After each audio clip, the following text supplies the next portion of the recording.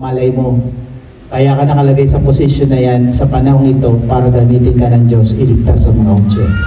Malay mo, kaya diyan ka nakatira sa lugar na yan para yung mga kapitbahay mo makakilala sa Panginoon. Malay mo, kaya mo yung kaibigan. Malay mo, kaya mo yan kumare, kumpare.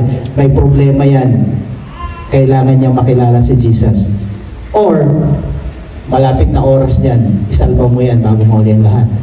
Malay mo, kaya ka dyan nagtatrabaho dahil gagamitin ka ng Diyos para iligtas yung mga nandiyan dyan sa paligid mo. Malay mo, kaya ka may negosyo para yung mga tauhan mo madala mo sa Panginoon. Malay mo, yun ang sabi ni Mordecai kay Esther, malay mo, kaya ka nandyan para iligtas ang mga Diyos. Sabi mo sa katabi mo, kaya ka nandyan para iligtas yung mga tao sa paligid mo. Walang ibang gagamitin si Lord kundi ikaw.